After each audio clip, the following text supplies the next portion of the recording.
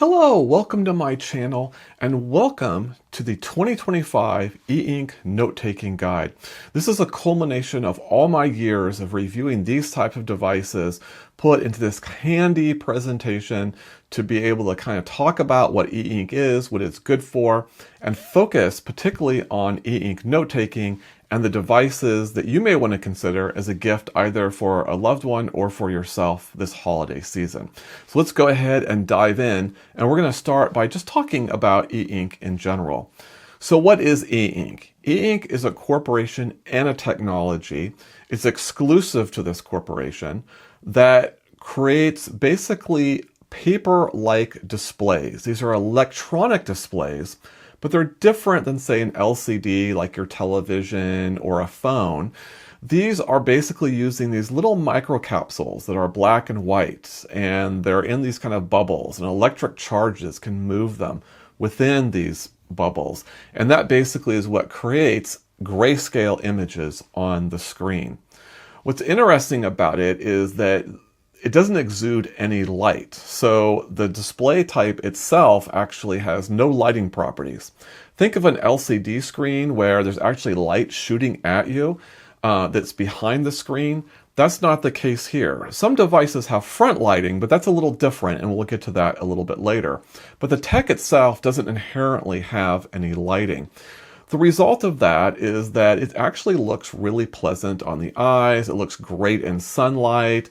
It just has a very different feel than other electronic displays, and its properties are very different as well. Black and white is basically what e-ink has been for most of its existence until recently, which has moved into the world of color. There's two predominant color technologies today, and one of them is Kaleido 3. Kaleido 3 is basically taking that same black and white layer and it's adding a color layer on top of it. So the result of that is that the screens on these devices do tend to be a bit darker because of that color layer, and the pixel density drops down as well. E-ink tops out at 300 ppi or pixels per inch, similar to DPI, if you will. And that's for black and white, but for color with Kaleido 3, it's 150. So the density is half of what you can get at the peak of e-ink. In addition to that, Kaleido 3 can only reproduce a little over 4,000 colors, so it's somewhat limited in terms of the colors that it can represent. And those are kind of the weaknesses of it. But the positives are the fact that the screens refresh really well, and it brings color to a world that didn't have color before. So despite the limitations, Kaleido 3 devices do fairly well. And this really is the predominant color technology related to e-ink today. Most devices that have color on e-ink are using a Kaleido 3 screen. There is one exception though, and that exception is Remarkable. Remarkable is using Gallery 3. Gallery 3 differs from what we've seen before, and then instead of seeing black and white capsules, you see cyan, yellow, magenta, and white. Very similar to what you might see in, say, the ink cartridges you put into a printer. Of course, in that case, you're using black instead of white, but otherwise it's the same concept here. You do have 300 ppi with this particular technology, but the downsides are the refresh rate isn't quite as good. And so that's why I think Kaleido 3 still remains the dominant technology here. I should also point out that with Gallery 3, you can have, it varies depending on the report, but 20 to 60,000 different colors represented. So there are advantages to the Gallery 3 screen, but again, only 2 devices are on the marketplace with this technology currently. So what is e-ink good for, regardless of whether we're talking about black and white or in color? Well, the first thing that comes to mind is around signage and art. In fact, 2025 was the introduction of devices for the home that allow you to show art or show photos. And I'll actually talk about those in more depth in a separate kind of holiday video guide. So look out for that on my channel. But signage is also an area where e-ink does really well. And there's a few reasons for that. First off, when you create an image with e-ink, that's when it uses energy. It doesn't use energy to sustain that image. So for example, if I created a sign, I can just leave it that way without having to use additional power. but I can also change that image at any time if I wanted. So it gives you, advantages of, say, a traditional poster, but with the flexibility to change it, but without using a lot of power consumption. You might have run across signage in e-ink if you went to a grocery store and you saw pricing labels, or maybe if you were at a bus station and some of the schedules were printed in e-ink. Those are some examples where we're starting to see e-ink penetrate into our daily lives. And it is better and superior to other technologies, again, because of that power consumption and its ability to update. In addition to that, and probably this is the thing that people relate to the most, is reading. In 2007, Kindle, the Amazon brand, released their first e-reader, and that's really brought e-ink in general into the mainstream.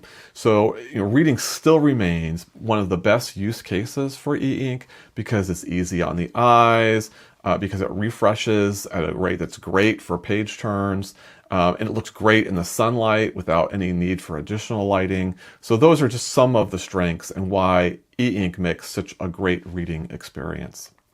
In addition to that, it's great for typing as well. Now, this may not be quite as cost effective as some of the other use cases on this screen, but still, e-ink refreshes well enough that if you've got a good device with a keyboard, attached via Bluetooth or by pins, you can have a really nice word processing experience with that device. E-ink handles that really well.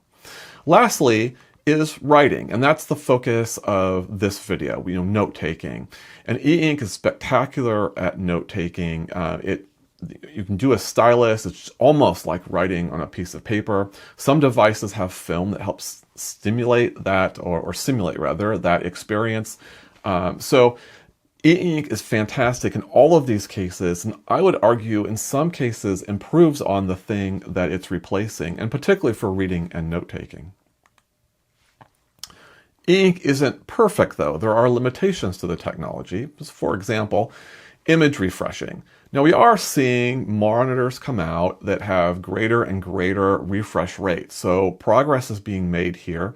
But in general, e-ink doesn't refresh like a phone, like a TV. And certainly if you purchased a device, you're not going to see, a similar experience that you might have on a tablet, for example, with an OLED screen or what have you. So that's one area where e-ink isn't as good because it takes that electrical current to move all those microcapsules around. So that's a definite limitation. Videos, therefore, don't necessarily run smoothly, or you can't necessarily see the detail on videos that you could, say, on your phone. So that's an area where you can use e-ink to watch videos, but it's a lesser experience. Ghosting is a huge thing. It's true for black and white devices. It's even more true for color devices, particularly Kaleido 3. And ghosting is an after image. So imagine you have an image and then you go to another image. It's elements of that first image that remain in the background, kind of a faint, faded presence. And that's what we call ghosting. So ghosting is definitely a real technology limitation of e-ink. Different devices handle ghosting differently. Some do better than others. They're not all equal in that regard. But every device has some sense of ghosting, some more than others. Finally, and we talked about this when we talked about the color technology, the amount of colors that can be represented and the pixel density, regardless of the color technology, are limitations to what we're used to in seeing in color on other screens in our lives, on computers, laptops, phones, and TVs. So e-ink is not at that level and doesn't compete in many of these categories with the traditional screens that we're used to.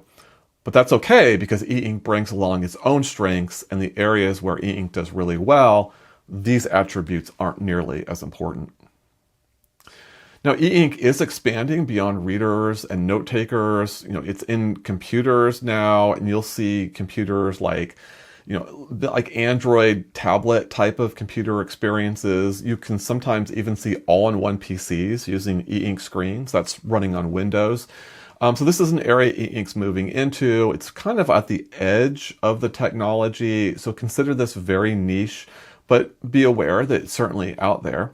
In addition to that, as I mentioned, there are monitors. It seems like new monitors are coming out every month or so with better refresh rates. So this is definitely an area. If you have eye strain and looking at your computer, you may want to consider having an e-ink monitor, particularly a secondary monitor, off to the side where maybe you do more of your reading and give your eyes a little bit more of a break from a traditional LCD screen.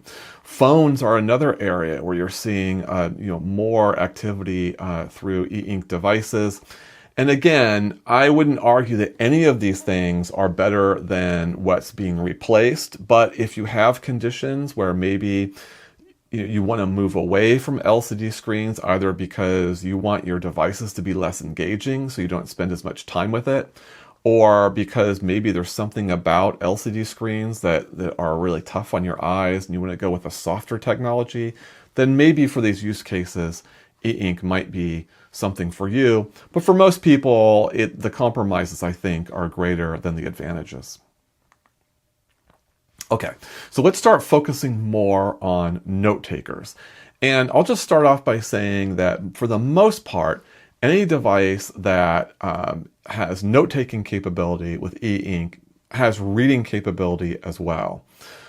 For example, many of them have their own native reading apps that allow you, for example, to look at PDFs.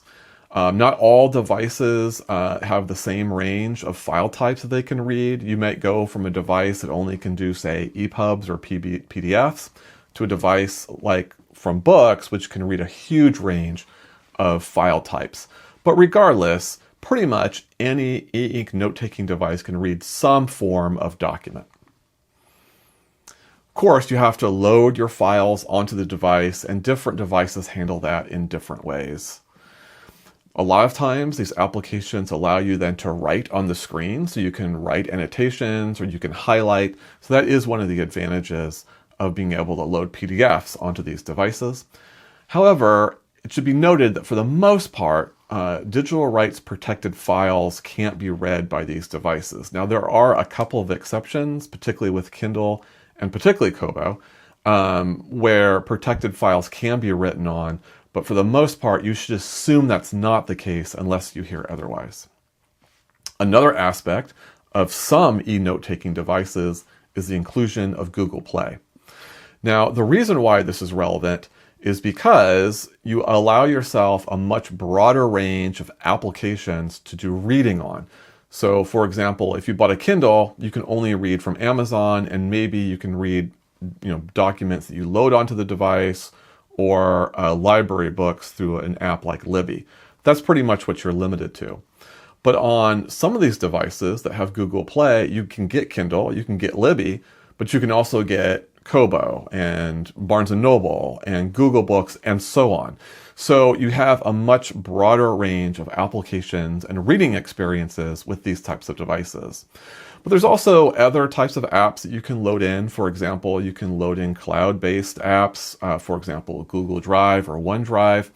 And then there are other apps you can use as well. You might even be able to use certain games, for example. The key, though, is just to understand that while reading apps work great pretty universally, and the cloud apps work pretty well too, there are some apps that won't work as well because they weren't designed for an e-ink screen. And that's just a limitation to be aware of. Now, let's go over some of the more common sizes for e-ink devices, and we'll start at the top to the 7 to 9 inch category. These are more portable, they're less expensive, which is great, and they're ideal mostly for reading books. Some of them, of course, have note-taking capability as well, but the problem with them is that the screen size is a little bit tighter, so that's just something to be aware of. They can still be a good note-taking device, but that is a limitation you just have to understand. The 10 to 11 inch category is a little more balanced, and it's a really nice size for writing. So you still get the portability, but you get that extra screen real estate that you can use in order to take broader notes and maybe a little more scattered notes, particularly if you're doing kind of creative writing and you're just jotting down ideas all over the screen, or you're trying to do mind maps and what have you. So that's what this size class is good for. The expense does go up, however. You're talking at most cases over $400 and maybe even the $500 to $600 or even more range when you start talking about this particular size class. And then for the 12-inch or greater, you've got devices that are great for, PDFs. You can annotate on PDFs while seeing them all on the screen because the screen is big enough and there's very little to no compression of the PDF as a result of that. A really large writing canvas to work with, which can be nice. But of course, the downsides are it's much bulkier on these size class and they're way more expensive. You're talking at least $650 and up, and mostly up for this size category. Some devices have front lighting. Now, earlier in the video, I talked about how LCD screens have light that's behind the image and it shoots that light at you. E-ink doesn't work that way. So the way that e-ink works is there's that layer that has the microcapsules in it, and then above that, fractionally above it, but above that nonetheless, is lighting around the edges of the device. So that lighting shoots down onto the screen and then back at you. That's how it lights up the screen.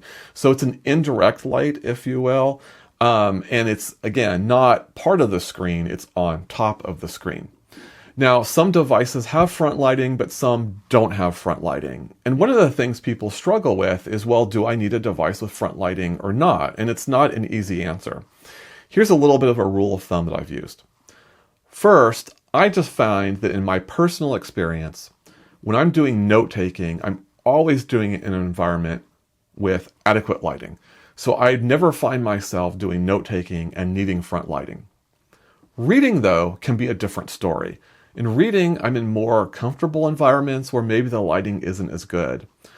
Front lighting, I think, for reading is much more of something you're probably going to want to consider. Now, if you're still unsure, just do a test and just take a book and how comfortable are you in reading that book in the environment you want to read in. And if you're fine with it, then you may not need front lighting. But I do generally recommend you just get a lot more flexibility with front lighting if your use case is around reading. Now, later on, we're going to show specific devices, and when you see that little flashlight icon, or torch if you're from England, then that indicates that device has front lighting. Now here are the key players in the e-ink note-taking space, and I've really grouped them into three groups, and we're going to go over each of these in a little more detail. But the ones in the top group in green, the best options, I think are the ones that for the most part you can exclusively focus on if you're interested in one of these devices. These four companies provide the best devices overall with the best features. They're not equal to each other. They have their own strengths and weaknesses. But as a group, I think this really is the cream of the crop as it relates to e-ink devices. The middle section around Kindle and Kobo, I don't think are quite as good as the devices above, but they're still really good. And they're still excellent devices. The one strength that this category has is they're really good e-readers and they're really good for annotations on books. So both Kobo and Kindle allow you to purchase books in their store and then write onto the book. They do them differently, but they still both allow writing onto the book where you can write your annotations there. So if you're looking for a device where you're writing in books that are protected, this is definitely the two companies you want to focus on for that particular use case. Then there are a group of companies that provide a range of devices. They're not all bad. Some of these companies produce good devices, but they're just not priced very competitively. Some of these companies produce bad devices. And I'll kind of talk about that as we go through. But these are basically I just wanted to inform you of what else is out there so you have a sense of the marketplace as a whole. But I would argue it's the green and yellow areas that most people are going to look to if they're looking for a device for themselves or for somebody else. All right, so let's start going into the details of each company, and we're going to start here with Books. As you can tell on the screen, Books is the only company where I'm going to have two slides on this because they have so many devices to offer, and a lot of them I can recommend. The Go 10.3 is an excellent black and white e-note-taking device. If you're looking for more of a budget device, but still with a ton of features and high quality, this is a great selection to pick, and a lot of people have the Boox Go 10.3 as their favorite device of all time.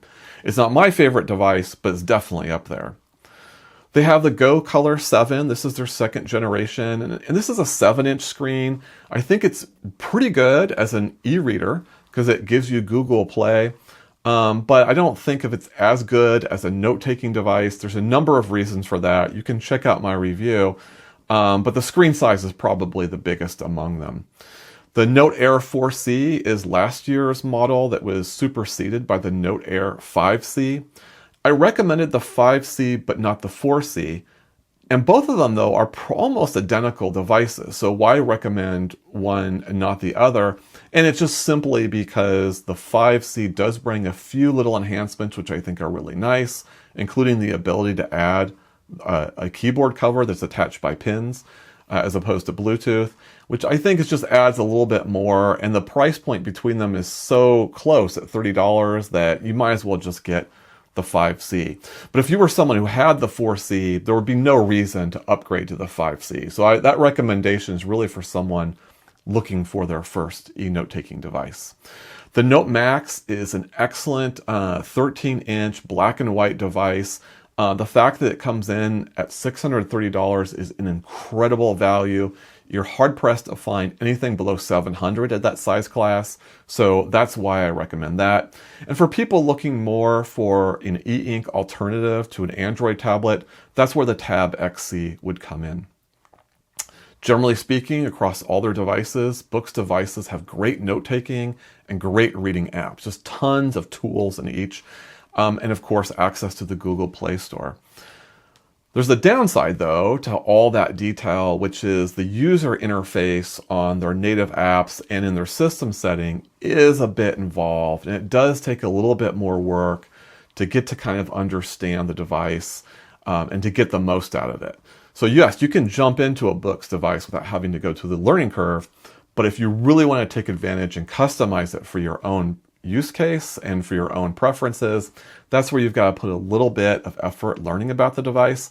I personally think it's a fun process, but some people don't want to go through that, and that's the reason why they don't consider a Boox device or that they return them ultimately.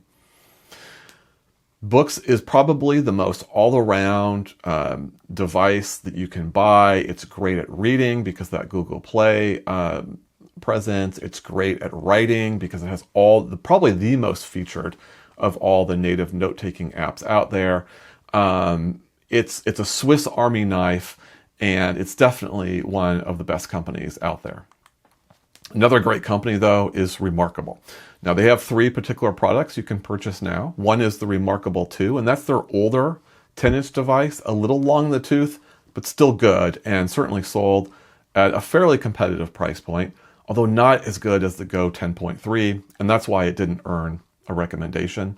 The Paper Pro is their Gallery 3 12-inch device, and this is a nice device for annotations, but because of its price point and other options, I couldn't recommend it. But I definitely recommend the Paper Pro Move. That's there at 7.3. It's the only device in its class in its particular form factor. There's other devices that come close, but the Paper Pro Move is fairly unique. It is a little bit expensive, and the battery life isn't as good as you'd like it to be, but it's still an excellent device, and it's one that's worth considering, and that's why I recommend it. Across these devices, Remarkable comes up with fantastic hardware designs, very premium. They have a nice, simple user interface. They do tend to lack some of the features of, say, like a Supernote or a Boox, for example. Some people like that, but some people, that's a downer. And there is a subscription for using the full extent of the device, particularly the cloud services, although it's a fairly cheap subscription, roughly $3 a month. So do what you will with that information, but there is a subscription that no other device manufacturer on this list has. Just great for note-taking and to a lesser degree for document reading. That's where Remarkable shines. Let's talk now about Supernote, and I've got a couple devices that I can definitely recommend from this company. Whether it's the Manta, their almost 11-inch e-ink note-taking device, or their Nomad, which is kind of a smaller version of the Manta, if you will. almost as detailed as books in terms of what you can get in their note-taking app. Maybe a little more or a little better organized. I feel it's a little more professionally focused. Having said that, there's very limited app selection. You can sideload apps, but that's an involved process. Not all apps will work. And natively on their system, they only provide a handful of apps, although that does include Kindle. They just don't have the bells and whistles of other devices, but when it comes to just pure note-taking, it's possible that this is the best devices out there. So definitely worth considering. Viwoods is another company that's worth considering. They have 2 products out currently, the AI Paper, which is their larger device, and the AI Paper Mini. As you'll note, the Mini has front lighting, but the AI Paper does not. So the Mini tends to be a better e-reader, and the AI Paper is a little more focused on notes, but both devices can do both. They have excellent contrast on their screen. They're using some of the latest in black and white screens. Best AI integration of any device. Other devices will have an AI app, or maybe a couple places where you can connect with AI within an app. But the Viwoods devices go the furthest in terms of that type of integration, and they allow you, for example, to do custom AI queries. I will say as well, if you're not interested in AI, you don't create an account and you don't have to use it. So the AI integration is great, but if you don't want to use it, you don't have to either. So that's the benefit going either way. And it includes Google Play as well. The Reader app isn't as developed as others, so it's one of the weaker ones, although it's been getting better in terms of document reading and annotating. And the app in Notes doesn't quite have the features of a Supernote or of a Books, but it is more developed than a company, say, like Remarkable, which it originally was based on when it released about a year ago. Great for any type of note-taking, where you're doing type of creative or research, because you can then leverage those AI tools that are right there in the device in a way that works for you. So again, an excellent company, and I recommend both devices. Let's now move on to the Kindle. And the Kindle has last year's edition as well as 2 new ones that have been announced for this year. And in fact, there'll be a third Kindle, a third Kindle release this year, which isn't listed here, that will be released, I think, in early part of next year. And that's going to sit between their black and white model without a front light and their color model, which is listed here. So that is the one that's coming next year. But currently you can buy last year's edition there. It has front lighting. It's in black and white. You can buy a version without front lighting, and then you can do the Kindle ColorSoft. I haven't reviewed this device. As I'm filming this now, it hasn't been released, so reviews have not come out about it. But generally speaking, the Kindle Scribe line has been known for quality hardware. It's a great annotation device. The UI is very simple, so it's very easy to pick up. The downer, though, is the note-taking app is not nearly as developed as any of the companies we talked about previously. So it lags behind significantly. It's great for basic note-taking, but if you want any type of sophisticated tool, you're going to have to look elsewhere. And of course, you are tied into the Kindle ecosystem. So the Kindles are great for basically reading, as you would expect, and for doing annotations in documents. Kobo is very similar, but of course, instead of being in the Kindle ecosystem, you're in the Kobo ecosystem. Kobo has its Ellipsa 2E, which is a black and white 10-inch device, and it has the Kobo Libra Color, which is its smaller 7-inch device. Both have front lighting.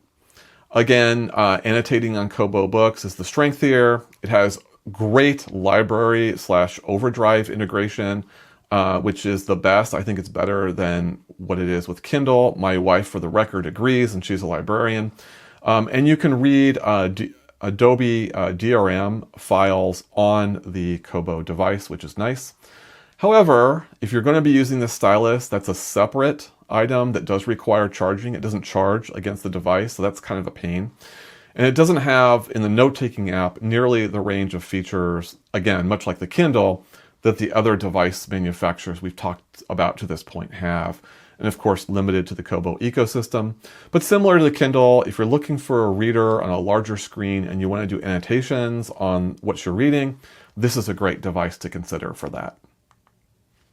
Bigme is one of those companies that historically has been kind of interesting to follow because they've had some innovations. They've been trying to push through and, kind of throw things at the wall and see what sticks. And that's kind of fun because you can see new ideas come out.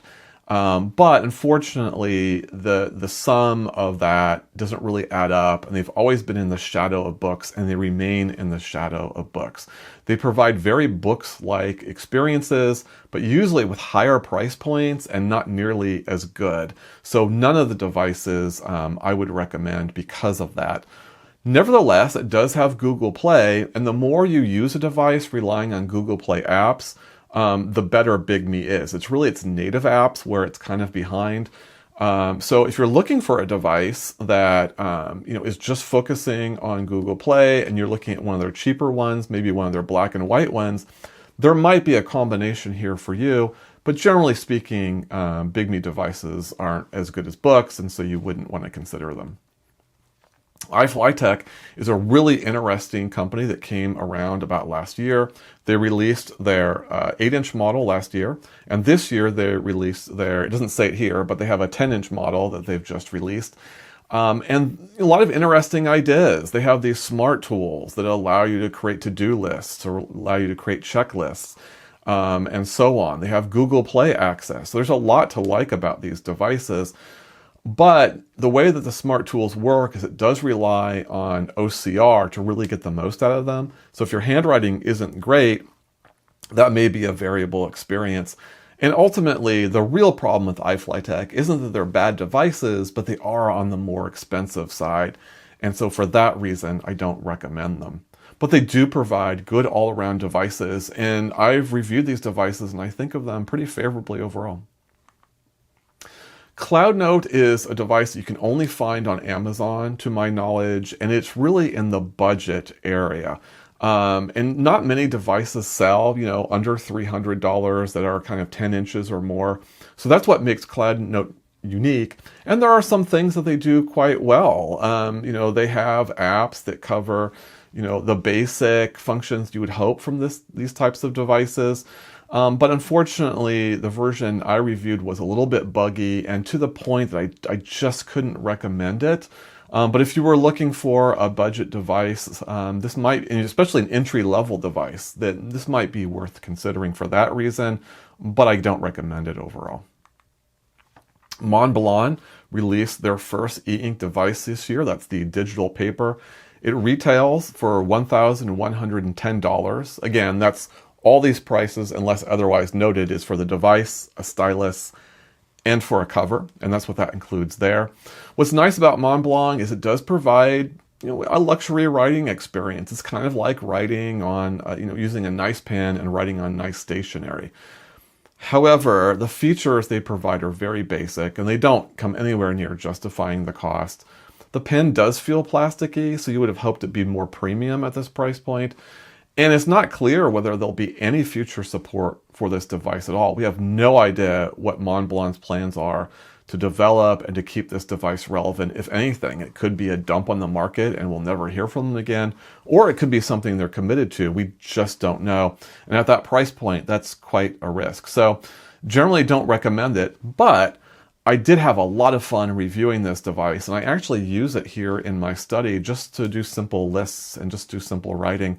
And I enjoy it a lot, but for that price point, well, it's been said.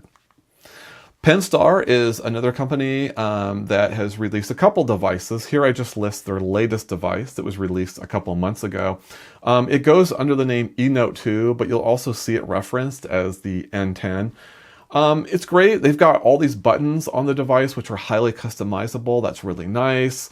It has a really nice white screen, if that's something that you're looking for. And the functionality was generally pretty good all around. However, there's no touch screen on it, so it's only pen navigation, so that's a thing. It's not as sophisticated as some of the larger players we talked about earlier, and it doesn't have the Google Play Store, so you have to sideload applications. So it is nice at a budget price point, and for that reason, you may want to consider it, but otherwise I would look to other manufacturers. Lastly, we'll talk about Pocketbook. PocketBook's very similar to BigMe. In fact, there's actually a relationship between the two companies where PocketBook is leveraging some of BigMe's tech for their devices. And in this case, I'm listing out two of them. Both color devices, both have front lighting. I don't see there's no icon here, but they both have front lighting. They do run Google Play, which is good. Not all PocketBook devices do, but I believe these both do. And they do have great support because they're a European company. They cater their devices to the languages of Europe. So that is one of the strengths of PocketBook. Having said that, much like BigMe, it's not as good as books in terms of what you get for what you pay for. Like I said, generally more expensive, and they just don't have the attention to detail because, again, we're talking really about BigMe here. And so all the same cons there apply here. Nevertheless, they are generally good devices. And if you're looking, much like with BigMe, for a device that's focused on using kind of Android, Google Play apps, then it still might be worth considering in the right circumstances. So that's it. That's a review of all the manufacturers out there and their more pertinent items that are available for sale. I put links to all of these. So if you want to go into either some of my reviews on these devices or you want to go right to the manufacturer, you've got links there. None of them are affiliate links. They're just there for your convenience. And just note that all the prices that I quoted in the previous slides were for October 24th, 2025. So there might be some changes there by the time this video is released. Who knows? I hope you found this helpful and informative. If you have any questions, just pop those into the chat and I'll do my best to answer them. I hope this was helpful and I wish you the best. We'll see you next time.